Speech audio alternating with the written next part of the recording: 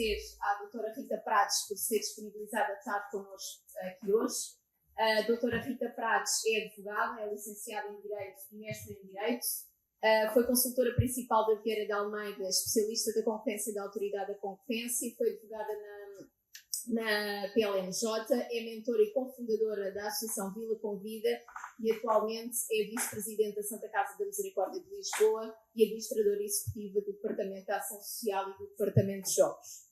À minha direita, professor, muito obrigada por ter aceito este desafio, o professor José Miguel Bugalho é docente no mestrado em Inovadores em Estudos da Deficiência e Direitos Humanos, é investigador e consultor sénior em políticas públicas inclusivas, respostas sociais inovadoras e avaliação da qualidade de vida e do impacto social de projetos no âmbito da deficiência, inclusão e direitos humanos. Portanto, temos aqui um painel muito rico que todos os dias vive e é chamado a não só investigar, mas a tomar decisões também naquilo que são as matérias da inovação social. E, portanto, mais uma vez, agradecemos a vossa disponibilidade dentro das vossas agendas de estarem aqui connosco.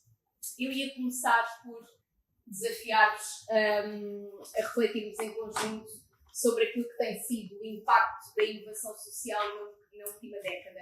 Eu acredito que a iniciativa Portugal Inovação Social foi aqui o ponto de partida da afirmação de Portugal no seu comprometimento com aquilo que é a inovação e aquilo que é a sua aposta no empreendedorismo social.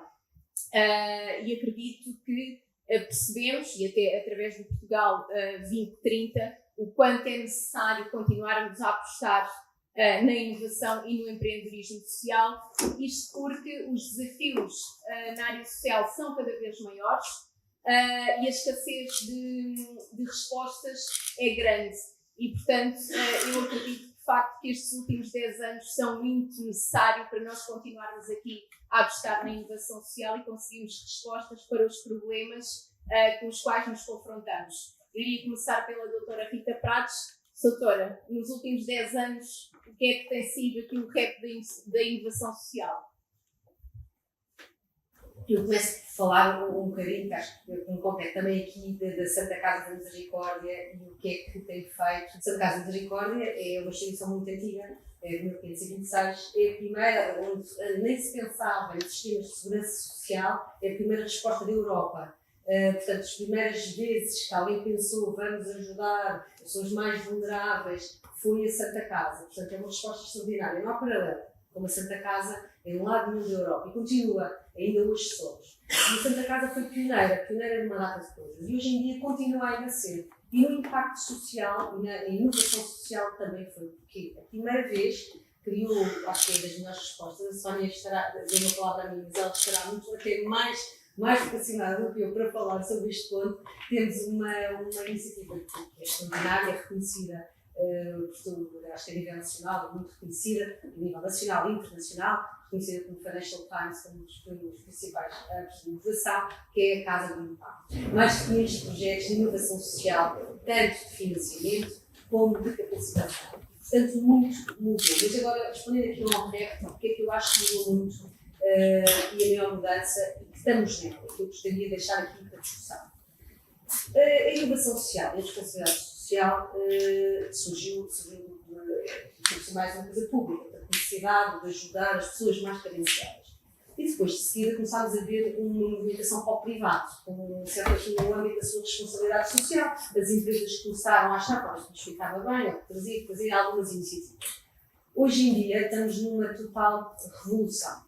O ESG, como sabem, existe o Pacto Ecológico Europeu, temos certas metas para cumprir, de sustentabilidade, até 2050, todas as empresas e todos os players são chamados a cumprir estas metas. Mas não são só metas de sustentabilidade, não são só metas ambientais. A inclusão e todos os projetos, todas as iniciativas de inclusão, todos os ODS, chamados ODS, tudo o que mexe com a parte social, agora as empresas são chamadas de uma forma, não só na responsabilidade social, mas de uma forma que lhes convém mais. No sentido que já não é só a responsabilidade social para ficar bem na fotografia. Uma empresa, hoje em dia, tem, e as empresas cotadas começam já agora, em 2025, ou da taxonomia, começam a ter para cumprirem, para cumprirem os items todos lá no plano de taxonomia, têm que dizer cumprimos isto, cumprimos aquilo, cumprimos os outros, já fizemos aqui, temos a inclusão X, fizemos esta coisa. E se não tiver, isto implica não tem investimentos, portanto, tornam-se menos. Hoje em dia,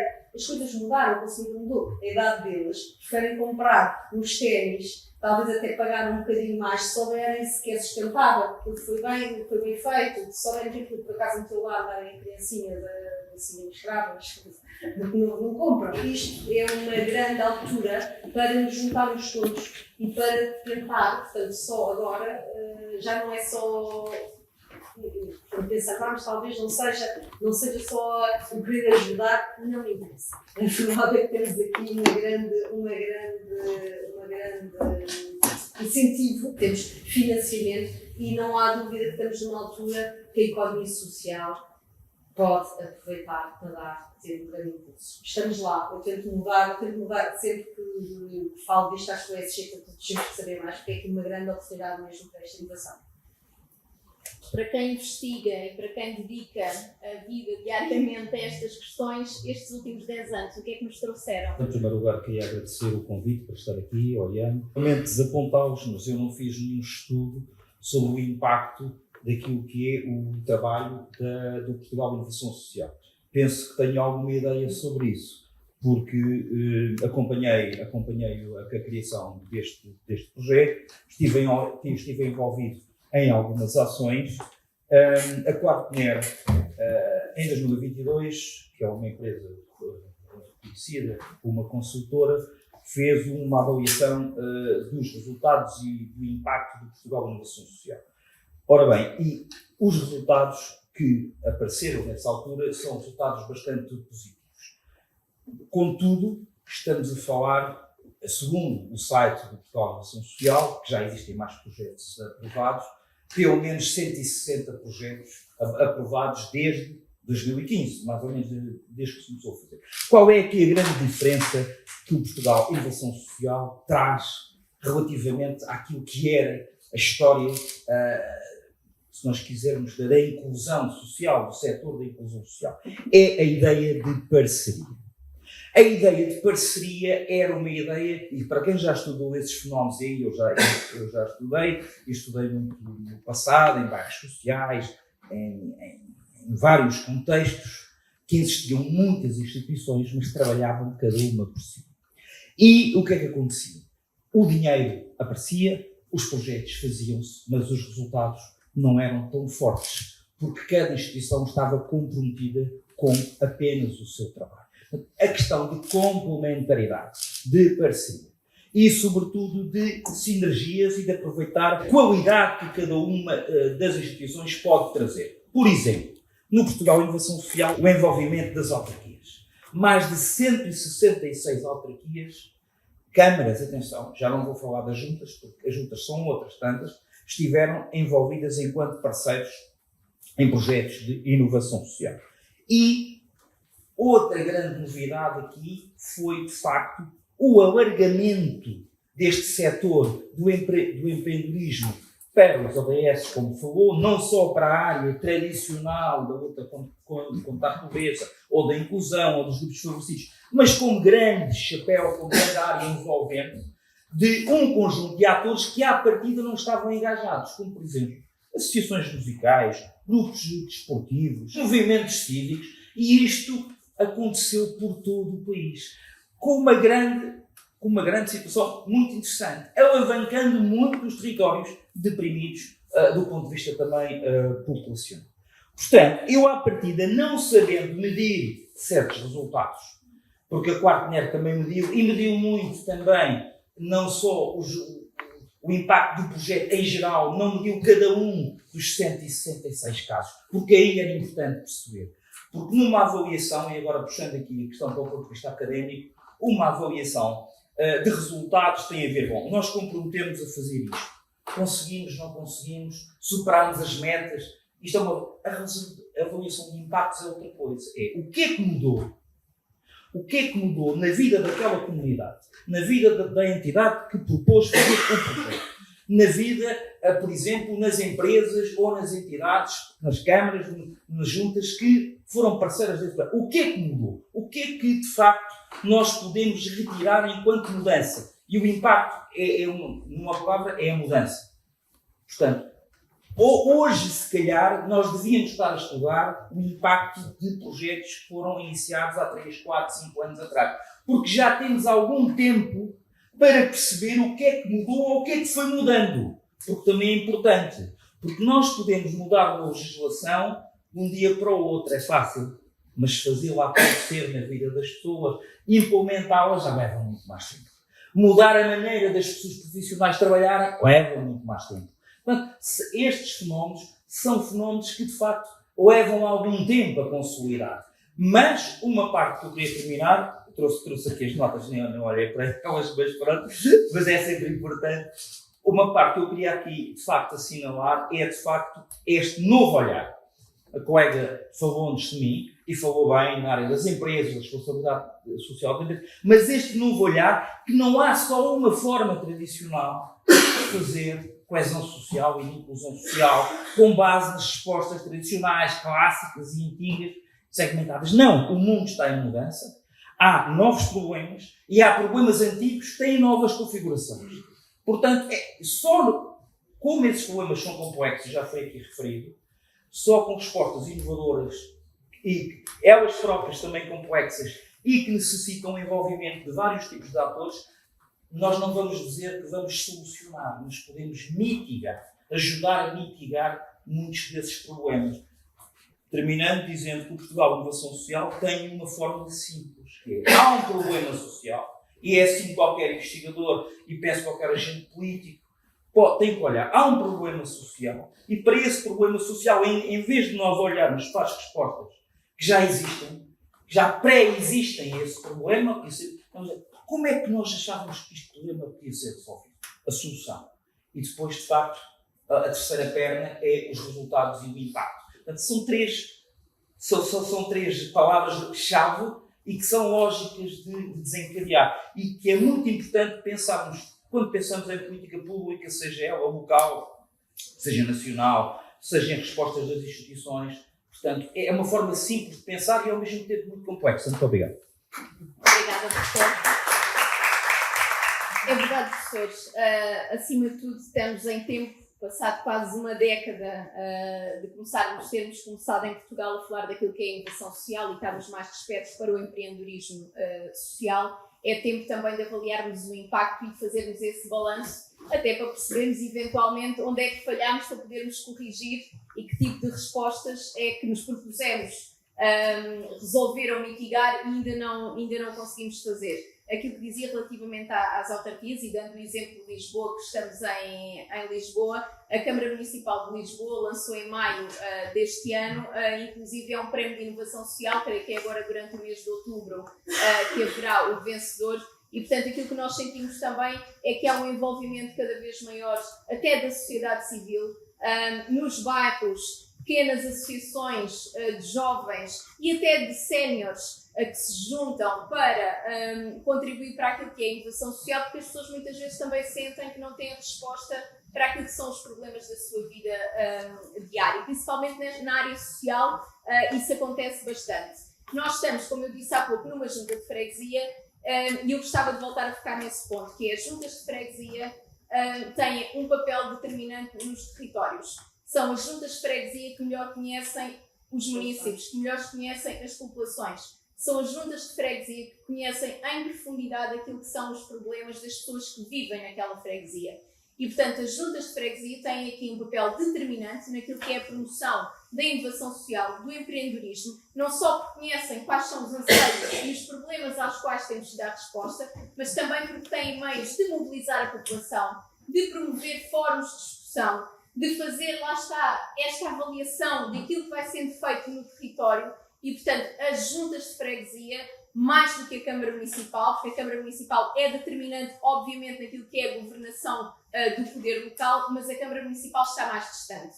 É o poder local que está mais próximo e o poder local tem um papel determinante nesta matéria. E por isso nós já falámos aqui, fomos falando um pouco também sobre a importância, mas eu agora gostava de nos focarmos naquilo que tem sido o contributo quer do setor público, privado e social, para aquilo que é o ecossistema da inovação social. Porque é como dizia há pouco a doutora Rita Prates, a inovação social não é do Estado, a inovação social é cada vez mais do privado, do associativismo. A verdade é que o próprio Estado não dá resposta para uma série de problemas com os quais o setor social se confronta no seu dia-a-dia.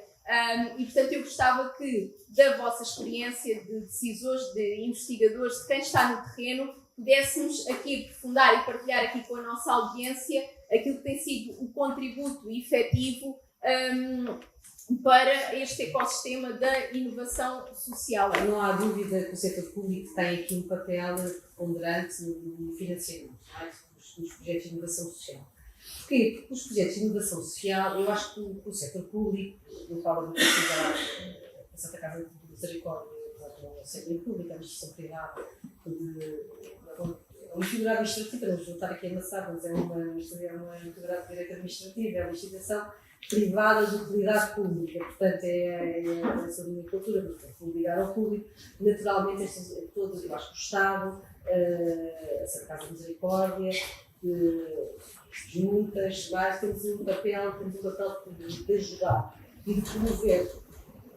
Porquê? Porque as ideias, nós sabemos que nós sozinhos não somos suficientes. A inovação social é essencial para os novos, para ver novas soluções, para termos novas ideias e, como tal, temos que apoiar. E eu acho que o nosso apoio aí tem sido importante. E é importante, volta à nossa Casa do Impacto, que é um excelente exemplo, que não fazemos só o financiamento, fazemos a capacitação. Porque há muitas pessoas que vêm com excelentes ideias, e o que eu noto, conhecendo algumas associações e o ambiente associativo das pessoas, são pessoas que são muito bem intencionadas, mas por as coisas em prática, isso com a execução, por vezes não é fácil. E como tal, ajuda nisso, ajuda de pôr uma boa ideia, dar luz a uma boa ideia. Portanto, eu acho que aí é como nos vemos. Nós precisamos de ideias, nós precisamos de novas pessoas a ajudar-nos e, portanto, estas parcerias, e como falávamos, são essenciais. Eu acho que aí, nesta interação que todos ganhamos, e eu sei que já vamos falar um bocadinho assim mais de associações, mas de alguma experiência na parte associativa, o que é que se nota, eu acho que se nota. Associações, por vezes, com muito boas ideias, não são profissionais, não são associações profissionais, não há uma pessoa que tratar, tem que se dedicar quase exclusivamente, quer dizer, temos todos que ganhar um salário, portanto não é fácil. Conclusão, às vezes tem muita gente que tem muito boas ideias, normalmente são pessoas muito inconformadas, que fazem isto e com estas coisas.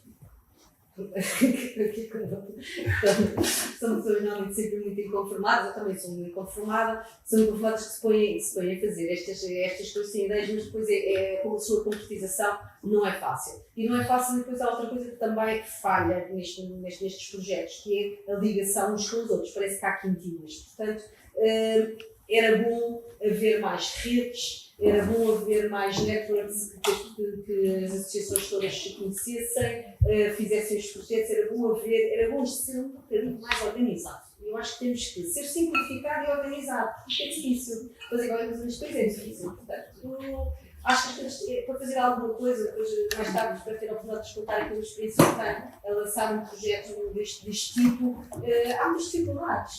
Ou uma pessoa tem um espírito que é ou dá, que é o meu, isto faixa, acabou, ou não é difícil, há uma data de coisas legais, é difícil implementar as coisas. Portanto, eu acho que o setor privado serve para ter ideias e novas ideias que o público não tem e o público vai ajudar. E temos que isso só funciona se funcionarmos.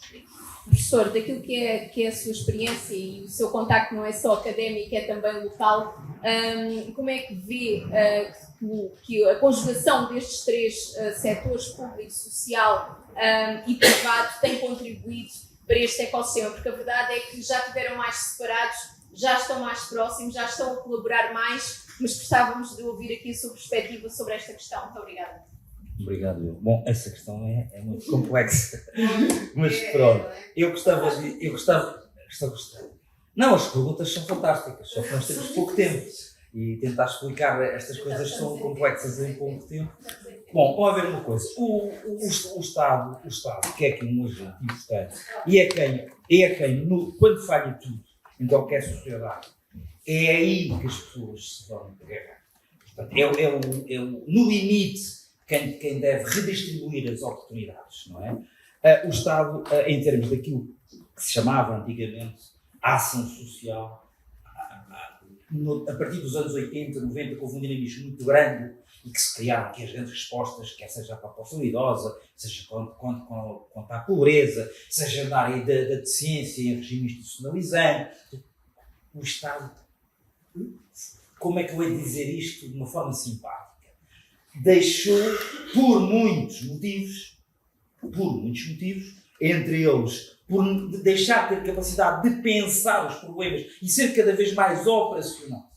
Se vocês repararem, há uns anos atrás, as direções gerais tinham outro tipo de técnicos, outro tipo de pensadores. Tinham diretores gerais que estavam há 20, 30, 40 anos. Havia um conhecimento e um pensamento diferente do que nós temos há uns anos desta parte, há uns 10 ou 15 anos. E então eu diria que nestas áreas há como que aqui um adormecimento naquilo que é o pensamento estratégico do Estado face aos desenvolvimentos e face aos fenómenos sociais, não só aqueles que já existiam, mas que ganharam novas configurações, mas também outros que foram cada vez agora aparecendo nos últimos tempos. E as instituições, a doutora que falou antes de mim, disse isso. Muitas das instituições são feitas e geridas por pessoas de boa vontade, que dão do seu tempo, que dão do seu entusiasmo, mas que têm que muitas vezes que coordenar essa gestão, que não é fácil, com a sua profissão e com outras preocupações. Também as instituições muitas vezes estão subcarregadas naquilo que é uma perspectiva assistencialista do cuidado e não têm capacidade para refletir nas mudanças que muitas vezes são necessárias de se fazer. E aqui temos um caldo que, durante algum tempo, veio como marinar perante estas situações e depois, quando foi o Covid, ficámos todos muito, muito espantados porque os lares idosos não estavam preparados e porque as instituições na área da ciência não estavam preparadas. Nós somos em Portugal e continuamos a ser um dos países com maior taxa de institucionalização de crianças na Europa. Em 2015, foi quando eu estudei isso, já não tenho estudado, estou mais ligado à área da ciência, mas tenho uma visão geral destes fenómenos. Só Israel, até mesmo os países do Oeste, apostavam já nas famílias de acolhimento. E que essa situação apenas não avançou em Portugal por uma questão processual. Que não vou contar, porque senão vou perder o tempo. Mas isto para dizer que temos muitas vezes que, aquilo que eu dizia na outra pergunta, perceber qual é o problema. Como é que nós conseguimos mitigar? Falamos do superior interesse da criança e depois temos escolhidos que a família de adoção possa adotar. Se a família de acolhimento possa adotar, se isso for de facto no interesse do superior interesse da criança. Eu estou a dar apenas um exemplo que nós de facto temos que desenvolver. Por outro lado, e queria aqui dizer uma coisa que a mim me toca muito, que tem a ver com as instituições da ciência, não todas, obviamente, com algumas daquelas mais antigas. As pessoas, quando entram nestes projetos, fazem por amor, fazem dando o seu melhor. O que acontece é que quando elas foram criadas nos anos 80, 90, era aquilo que nós sabíamos nessa altura. Hoje temos uma ideia diferente do que é a promoção da cidadania, do que é a promoção dos direitos, do que é a promoção dos próprios direitos humanos das pessoas que estão institucionalizadas. E há aqui um caminho muito grande a fazer, que a inovação social pode ajudar, e já está a ajudar, através de uma coisa que eu vou falar na última questão, que é o projeto Mavi, que é como é que nós resolvemos o mesmo problema de uma outra forma, dando cidadania e espaço na comunidade a cidadãos como nós. Pronto. Ontem, eu só vou terminar com isto. Ontem já não me recordo, em todos os jornais, nas redes sociais, foi dado um destaque enorme que uma pessoa cega, não é invisual, como se diz, eu já explico porquê, estas coisas, às vezes as palavras vão dizer, não interessa, mas se calhar quando elas têm símbolos e marcam, interessa, não é? Quando chamamos nomes uns aos outros, não é? Quando um deputado chama autista ao outro, ou a pessoa que é autista diz, está a usar um atributo, que é de uma pessoa com deficiência para ofender outra pessoa. Portanto, isto marca nas pessoas, obviamente. Mas a questão não é essa. A questão é que a realidade que foi apontada foi o primeiro cego que tirou um doutoramento em Direito na Universidade de Coimbra. Pronto. Isto foi, até veio no telejornal e tudo, foi uma coisa brilhante. E eu pergunto, sim senhor, é importante nós mostrarmos que estas coisas acontecem. E eu pergunto, mas que sociedade somos nós? Nós não é só Portugal, mas principalmente Portugal, porque há outros países em que isto já está mais mitigado, em que um cego tirar um doutoramento é notícia. E isto é que nos deve, a nós, a questionar. Porque um cego não é uma pessoa com qualquer tipo de deficiência cognitiva. Portanto, se os cegos não conseguiam tirar um doutoramento na Universidade de Coimbra, diz mais sobre as barreiras, se calhar, que uma determinada universidade tem, do que propriamente sobre as capacidades das pessoas. E, portanto, é este olhar que nós todos os dias trabalhamos estas questões. Porquê? Porque ele está cá enregado, como eu costumo dizer, desde a pré-história, em que as pessoas que eram diferentes das outras ficavam de parte, porque não tinham valor económico, e isto depois veio por aí afora, até aos romanos, aos gregos, em que simplesmente as pessoas que eram diferentes, até ao Hitler, não é? Como sabem, aniquilou, se forem a Auschwitz, e a primeira imagem de Auschwitz, na primeira sala, é uma sala cheia de bengalas e próteses e ortóteses de pessoas com deficiência. Pronto. E nós ainda temos, eu estou a falar da deficiência, podia falar de outros grupos mais excluídos, mas ainda temos na sociedade, eu diria que séculos de discriminação que vamos desconstruindo. E vamos desconstruindo com estas chamadas de atenção que vamos fazer. E estes projetos de inovação social têm também isso, de olhar para estes fenómenos, de olhar para as pessoas, de olhar para as comunidades de uma forma integrada, através da parceria, mas também com vistas largas, open mind, fora da caixa, e dizer assim, mas porquê é que vocês, não sei se os senhores sabiam, mas há muito pouco tempo os cegos em Portugal conseguiram votar sozinhos. E era uma coisa simples, não custava dinheiro. Era por uma matriz de Braille. Mas ninguém se lembrou, porquê? É um grupo pequeno, não dá votos, vou falar em geral. Em geral. E cá está. E pronto, ele vai com a senhora ao lado, e agora imagino que a senhora era de outro partido. Olha, na minha casa se calhar há pessoas que são de vários partidos. E isto era um bocado humilhante, a pessoa ter que ir com outra pessoa. Pronto. E este olhar da cidadania, do cidadão, seja ele imigrante, seja de outra raça, seja professar outra religião, ter uma incapacidade que todos temos, eu tenho várias, eu já topei aqui de óculos várias vezes, não é? Todos temos. Este olhar da cidadania e não o olhar mais existencialista do coitadinho, é um olhar que também nos traz estes projetos de empreendedorismo social. Estes projetos que dizem que as pessoas conseguem, como dizia o Obama, as pessoas podem fazer. Precisam dos meios, das ferramentas e de a confiança da sociedade. E não apenas de respostas de cariz assistencialista.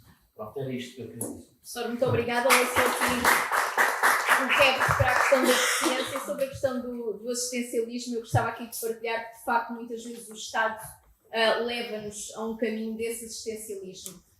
Enquanto devíamos estar a promover, e é isso que estamos a falar aqui, promover a autonomia das pessoas, para que as pessoas não estejam dependentes do Estado. E na área da deficiência, e o professor falava aqui, e nós que lidamos com estas questões todos os dias, pessoalmente, sabemos o quão difícil é, e muitas vezes, e quase sempre, o problema não está do lado de cá, está do lado de lá.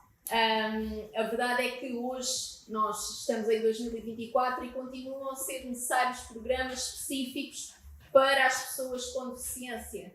Tivemos que, e não estou a dizer que não estou a dizer que sou contra, mas tivemos que colocar cotas para se contratarem pessoas com deficiência, quando muitas vezes essas pessoas são brilhantes e conseguem dar contributos que se calhar nenhum de nós consegue. E, portanto, nós temos que olhar para estas questões com uma visão diferente e temos que promover a autonomia destas pessoas na sociedade, e isso é algo que é um dever de todos. e a inovação social aqui tem contribuído para isso. Têm nascido muitos projetos que têm de facto contribuído para soluções muito interessantes na área da deficiência. E é como o professor diz, incomoda.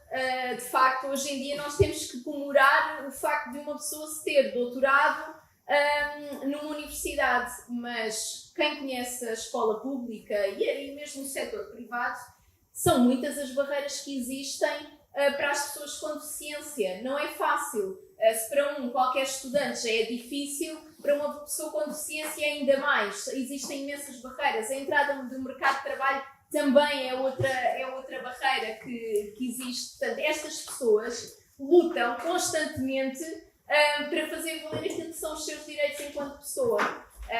E é aqui que a inovação social e o empreendedorismo têm trazido nos últimos tempos um aporte muito importante para que possamos ter aqui outras soluções e até para despertar para a qualidade e para o contributo, acima de tudo, que estas pessoas podem dar. É algo muito, muito importante, a verdadeira inclusão na sociedade. E isto vai, começando aqui, antes de entrar na deficiência, começando aqui, por exemplo, falava das crianças nas casas de acolhimento. As casas de acolhimento é uma solução, é uma solução porque às vezes é a única possível, mas não é a solução que nós naturalmente achamos como ideal. É quebrar os ciclos de pobreza, é quebrar, dar qualquer criança a achar eu posso ser qualquer coisa, nada está fora do meu alcance. Para dizer que os dados já não são tão maus como eram em 2015, cada vez o programa de acolhimento familiar tem tido uma boa aceitação,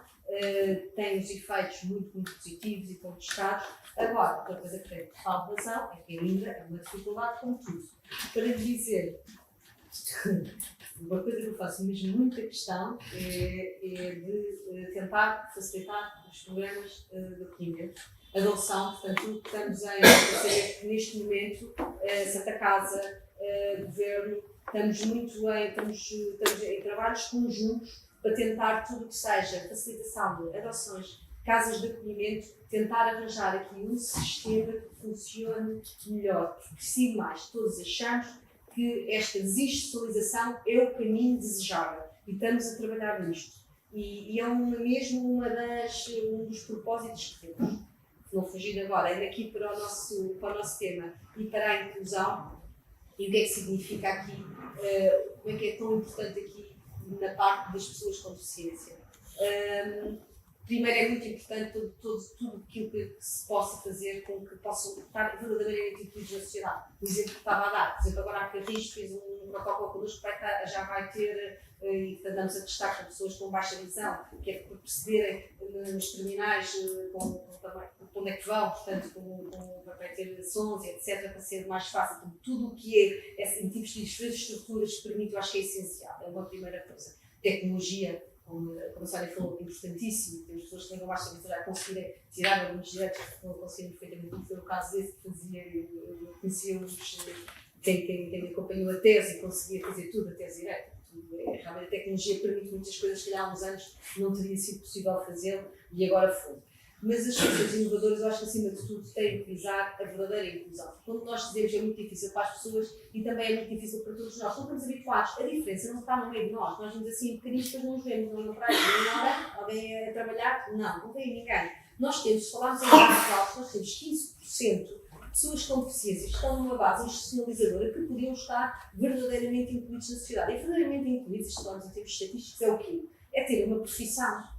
É ganhar um salário, é viverem sozinhos, é não terem que ir para a cama à hora que o mandam, é quando lhes apetece. E isto, o dinheiro que se gasta nesta institucionalização para os ter, se tivéssemos meios para ter assistentes para irem a casa, etc., conseguimos permitir isto. Isto sim é uma vida incluída na sociedade e útil à sociedade, porque poderão, espero dar-vos agora aqui de seguida exemplos de como isto funciona na prática, mas realmente só isto é que dá dignidade às pessoas. E eu acho que todos os pensamentos que nós temos agora da ação social, em vários pontos, e agora isto aqui é transversal a todos, tem que ser sempre com verdadeira inclusão da sociedade. Não é estar, por exemplo, tudo o que foi associações estarem a fazer artesanato, foi uma grande evolução à época.